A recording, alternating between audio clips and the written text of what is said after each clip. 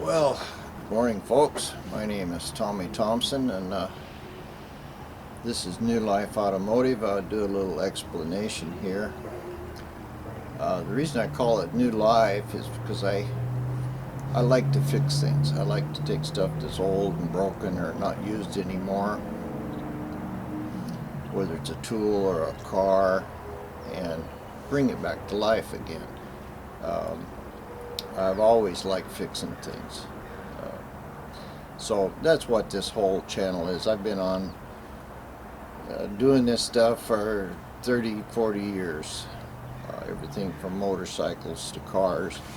Now what I'm working on here now is a 68 AMX. I don't know if the camera is showing here, but I had a dent in this trunk.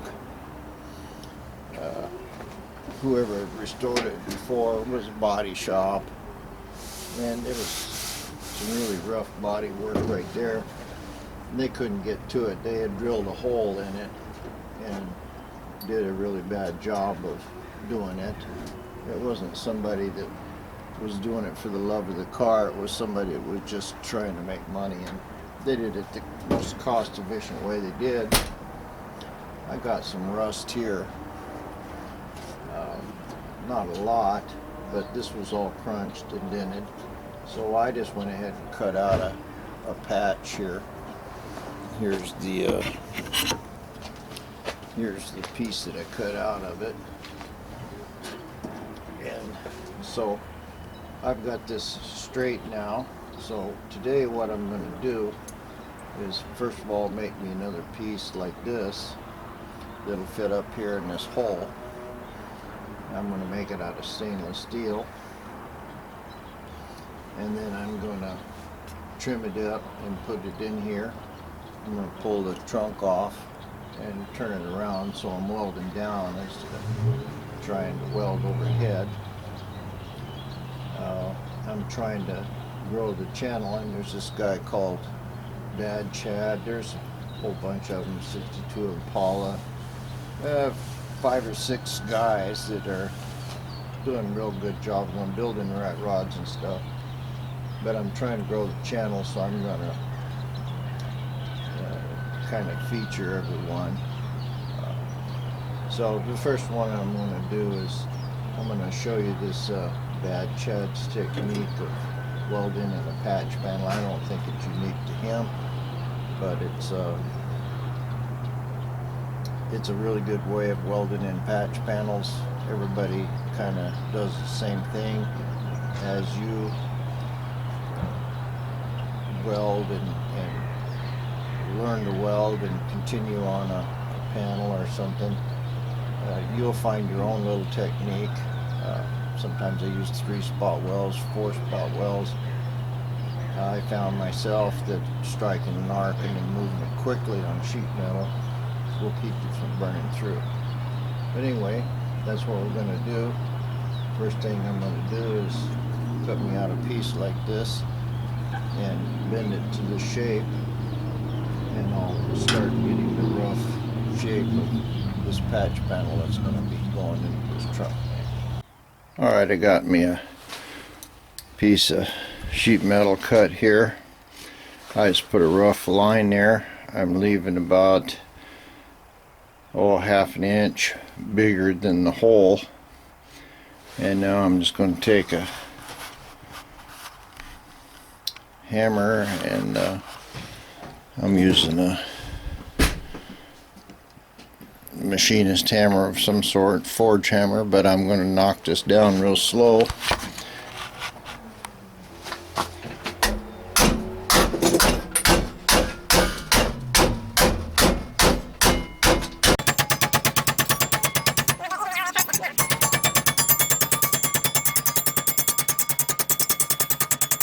Got a sheet metal brake, it's much better, but I don't have one. So then we just continue to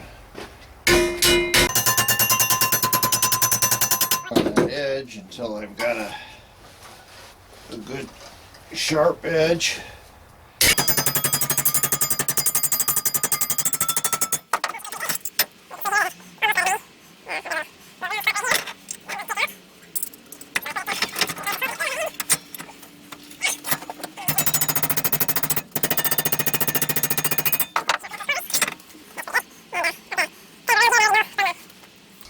putting it on a car that this is about the shape or about the right roundness. We'll take it out there now and see what it looks like on it.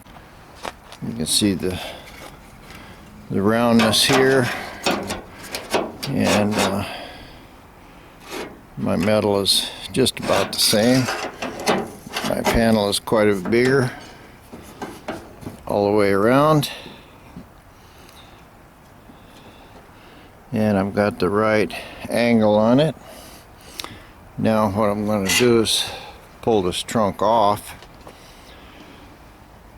and I'm just going to squirt this with some primer where I can put it back in the exact same place. Pull the trunk off, and then I'm going to turn it around so I can weld into this hole. Alright, I got the trunk off and flipped around. You can see a lot of rust is falling out of it. I've got a lot of rust right here where the bolts went. I can see down in there that there's more rust, and of course this whole side here, it looks like I got pretty good paint down in there, but this side is rusted up pretty good.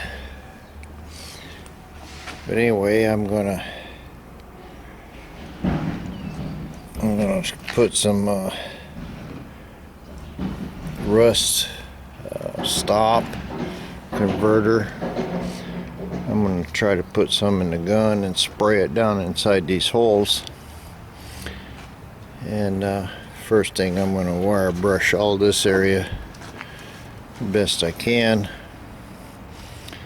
clean this up, and then that converter will be working while I'm trying to weld this piece in. Well, this is pretty good stuff.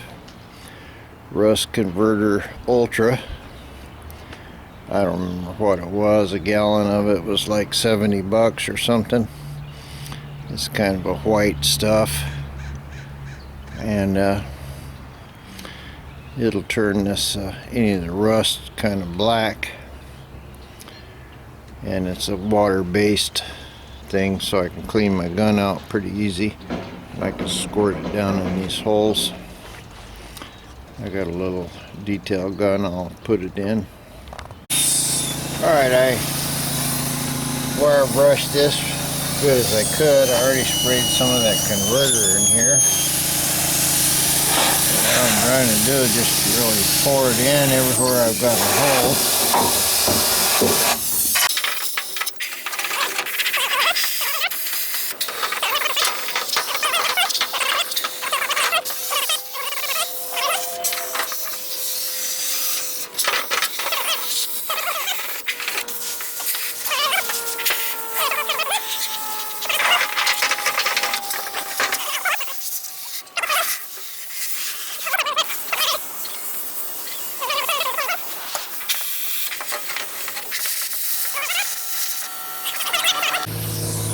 Well, I squirted as much as I could. You can see it's already turning it black.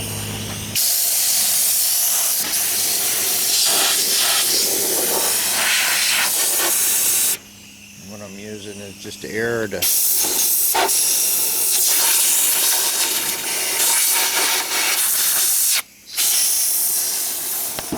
kind of spread it around in there.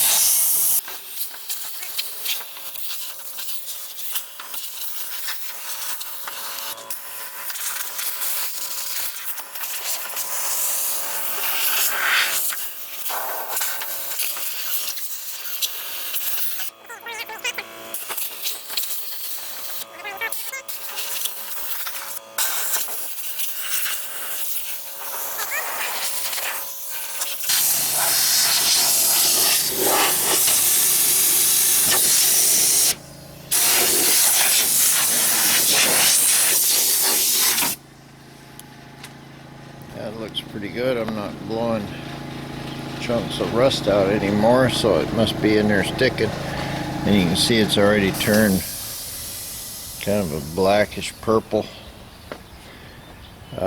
This stuff will dry and it'll be that color, kind of a blackish purple. Unfortunately, if it gets water on it, it'll change back again. To you can wipe it off and it'll leave a kind of a blue film on stuff. So I'm just wiping it off of the paint right here right now. Anyway, we'll have as good chances as we can of stopping the rust on this panel. Anyway, now I've got this cleaned up, I can go ahead and wire brush this and get it clean and start working on my patch panel for this hole. I've laid the patch panel in. You can see I got about a ½ inch on that far side. Same here. It's going right down to the well past where I need it here. So now what I have to do is mark this patch panel. First thing I'll do is try to mark where I can just mark it where this has been cut here. On this end, the same thing. I draw me a line there, and then I can cut this piece off, and then I'll do the same for this top piece. I got this sanded all down to bare metal all the way around. Got a lot of wavy stuff in here.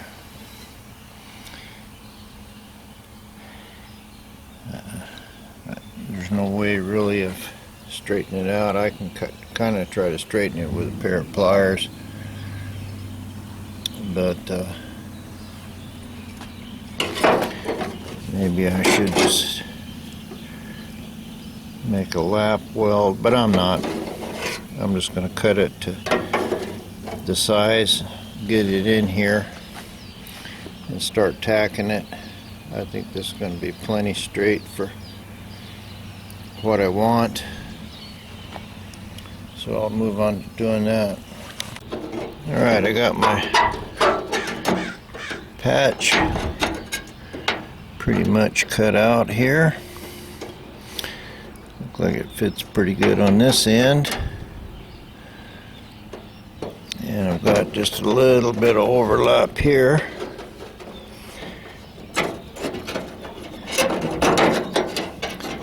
So I'm gonna just trim this, get my grinder over here and just trim this patch until it fits down in there. Alright, well, it's in awfully straight. I've got just a couple little tiny tweaks, but one thing I notice is you can see this front right here is straight up and down, and it's going up, so I need to sharpen this angle up a little bit, and it don't look like my radius is the same as the one on the trunk. Looks like it's a little too sharp.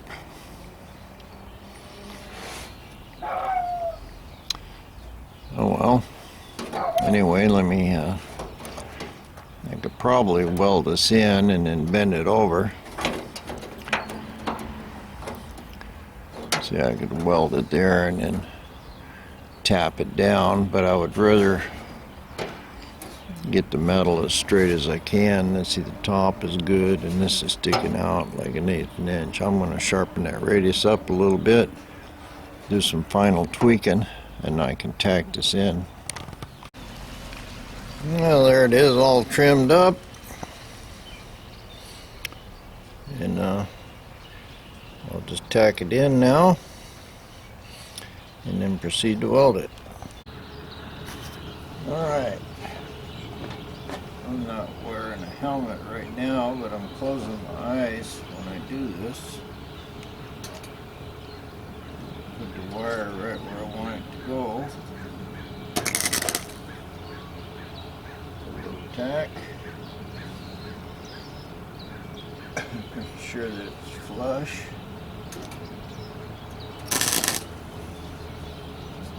Still flush.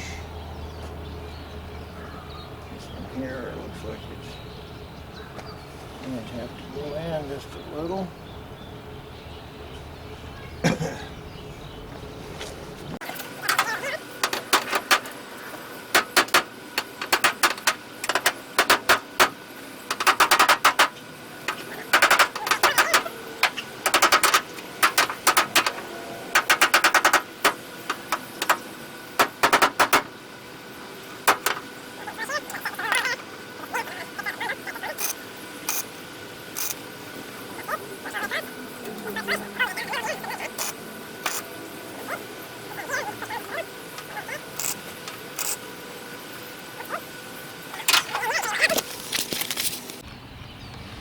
Now I've got it straight across here, straight there, straight here. I've got it in just a little right here because this is all bent in and out. It's not really giving me much of an edge.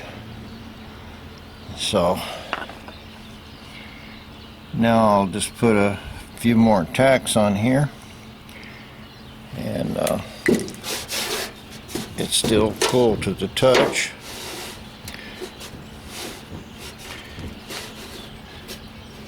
So that's what I'll do, is just put a few more tacks on it.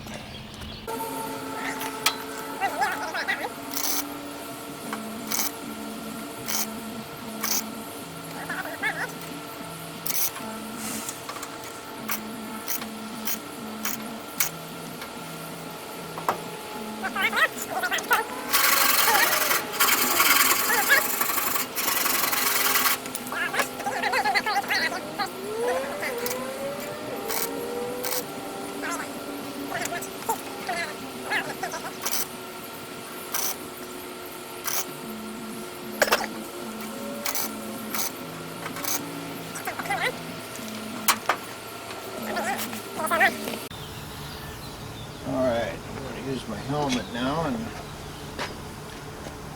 now that I've got it tacked, and we'll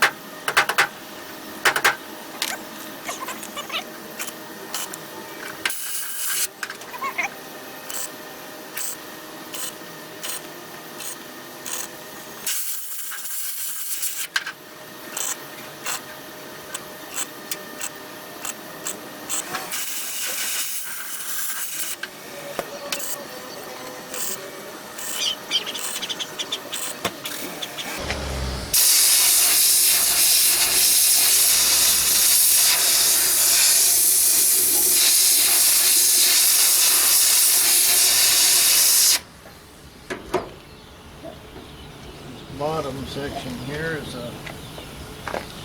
because it was wavy, not clean enough, or not well enough like that.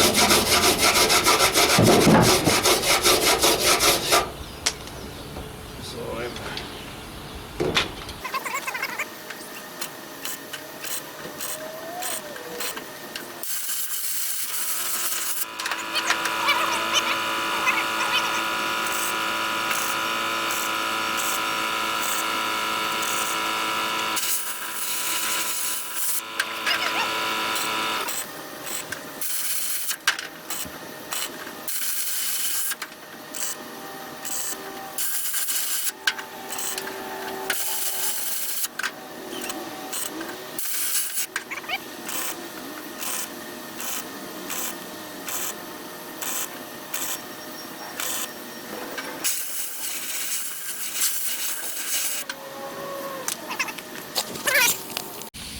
a little bit of a bead. You can see where I pulled it down a little, pulled it down, and you can also see where I'm quite a ways away from this. I'm just building the weld up. Try to fill this. I probably should turn this around so I'm welding down on this instead of a vertical weld. But all of my edges are good. It's cool. It's not warping or anything. And that's what I'll do. I'll just continue welding a little piece at a time. I'm going to flip this over and do a down weld on that one and see if I can fix this area right in here for now. Alright, you can see there's a pretty big hole in there, and it's all crooked. I left this one corner down here on purpose because I was trying to get some metal to weld in, but it's I'll just fill up this stuff here. I've got enough weld on it now. It's burning through. It's real thin right there, so I'll put a few welds on it and see if I can build it up. There we go.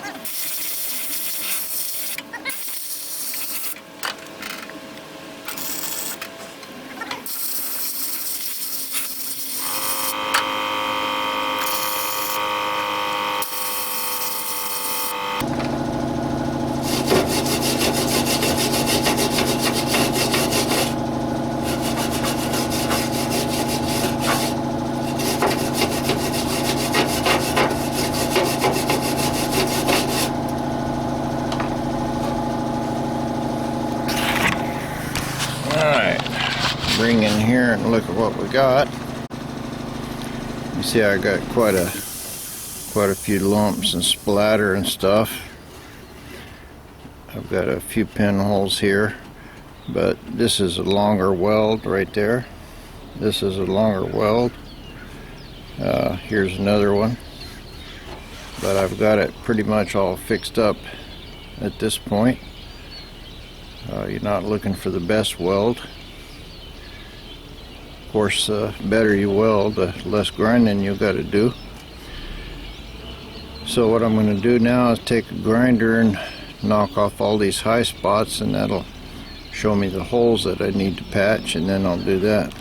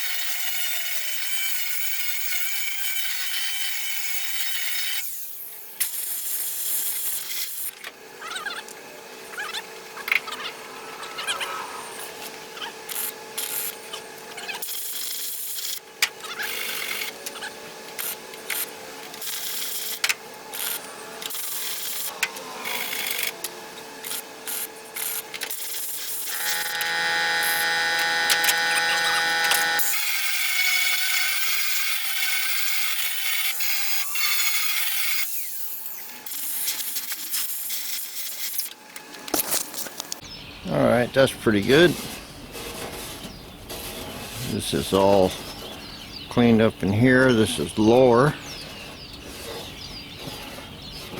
And this is all welded solid. Looks like I got one more hole right there.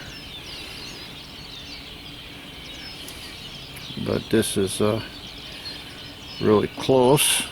Looks like I cut a pinhole on each corner here. Another one right in there.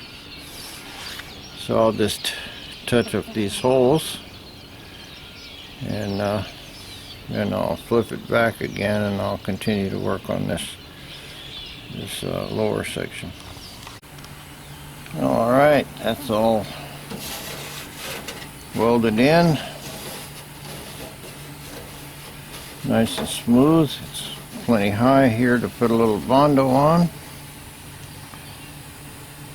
Looks like I've got a little kink in this edge. I can body dolly this out to get that edge straight, but it matches this. Everything's good there. I'll clean it up with a flapper disc, knock off all the splatter, and I'll continue on trying to weld this side. Again, I'm just gonna get a little short burst, work my way around, keep it cool.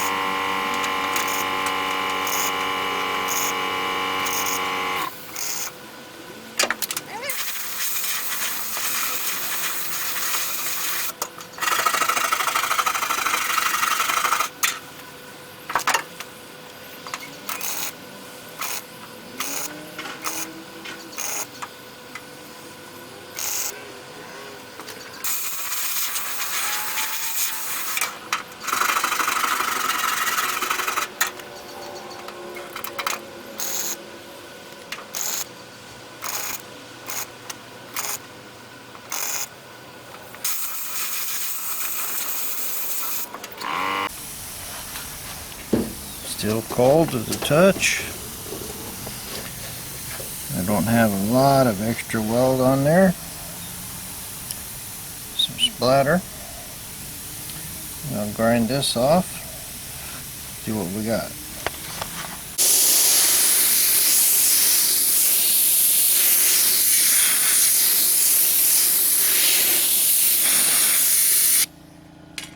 Alright.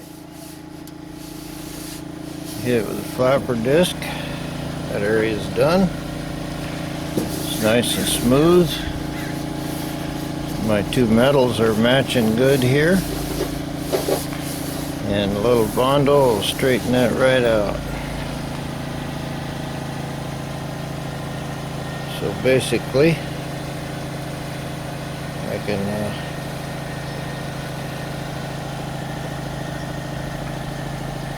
probably ought to squirt it with some primer, some of that acid etch to start with, and then let that dry a little bit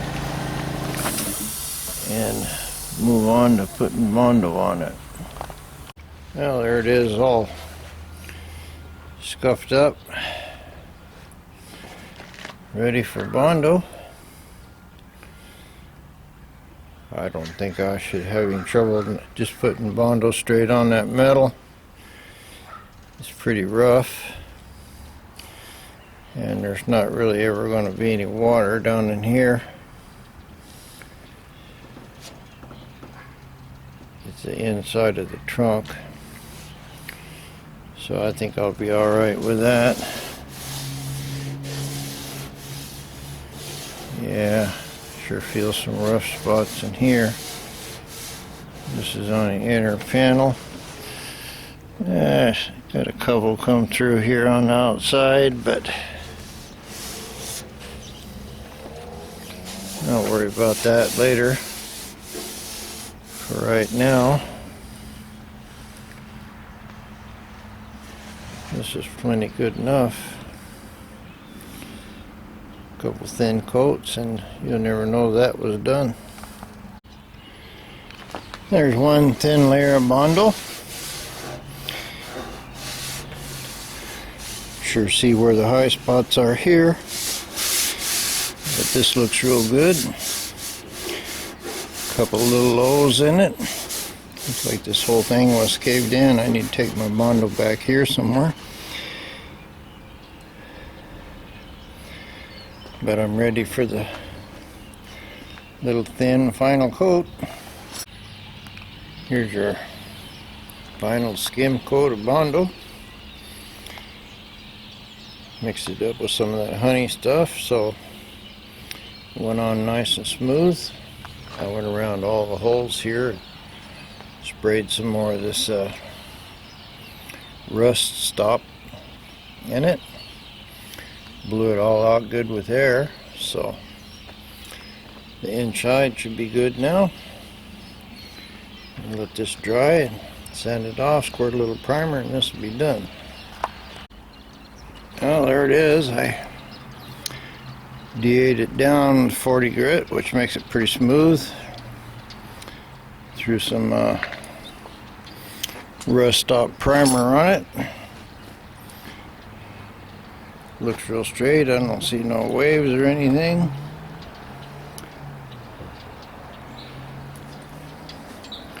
Good shape. You can see a little bit of Bondo edge right there.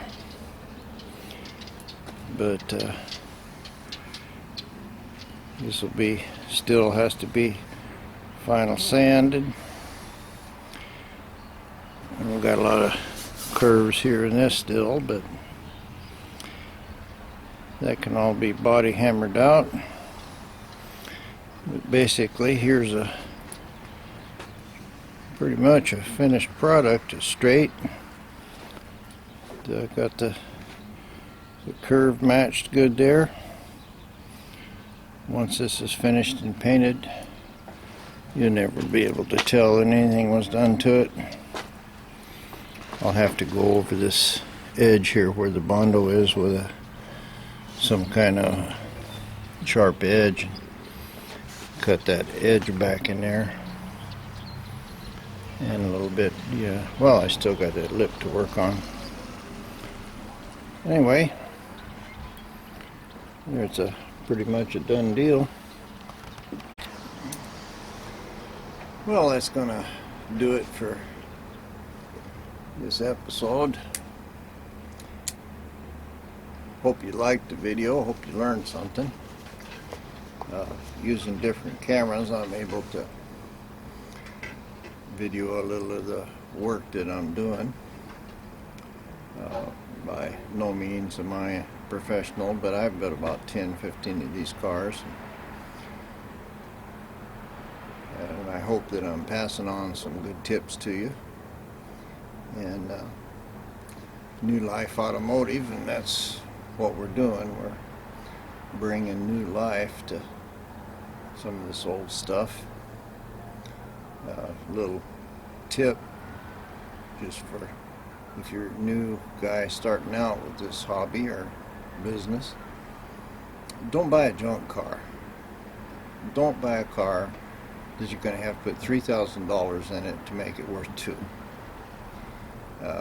If you have to, if you got a $1,000 rust bucket, don't put a bunch of money in it, because you'll never get it back. So buy something like an AMX or this Roadrunner that's acting as my tripod right now. The same deal. You know, you can work 40 hours or 40 days on an old Ford, and that's what you got, an old Ford. You use the same time, the same 40 days, the same tools, the same everything on a Rolls Royce, and at the end you got a Rolls Royce that's worth quite a bit of money. So don't just get junk because it's free or it's cheap, because you're going to put more money in it than it's worth to start with. So when you start on something like this, unless you just love that particular thing, that's going to make all the difference in the world. If you love it, it's just making a difference what it is. But just to give you some advice, don't start with junk. Start with something that will be worth something when you're finished. And when you do it, like here, nobody's ever going to see this. It's inside the trunk. I got a tremendous amount of work here that's underneath the bumper, behind the license plate. You're never going to see that. But be true to your own self. If you see something that's wrong, fix it right. And don't start with junk, because if you start with junk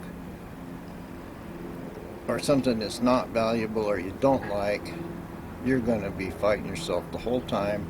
You're going to be missing a lot of stuff. You go, oh well, it's just a rat rod, or it's just this, or it's just that.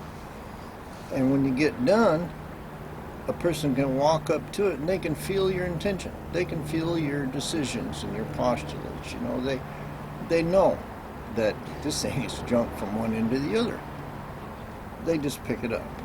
So don't start with junk, and that way your work will be much, much better. You'll enjoy it. You won't be fighting yourself the whole time. Should you do it? Should you not do it? Do it the best you can, and when you're finished, your project is going to just glow. Even though it's all painted, nobody's ever going to see it through that paint. But the thing is that there's so much continuity, there's so much things done right, that the car, just from the amount of things that are done right, will have an impact. I don't care what color it is, what shape it is, what kind of car it is, nothing. But people will be able to tell that it was done right. And if you're going to sell it, that's what sells the car. The guy thinks it's done right. It's not just, you know, oh well, close enough from one end to the other. Try to do it as best you possibly can, and don't start with junk, and that's the best tip I can give you. Thanks a lot for watching. And by the way, if you like this video, I'm trying to grow the channel, hit like and subscribe. It'll help me. It'll get my videos out there. More people will see them, and hopefully everybody will be better. Thanks a lot. Have a nice day. Bye-bye.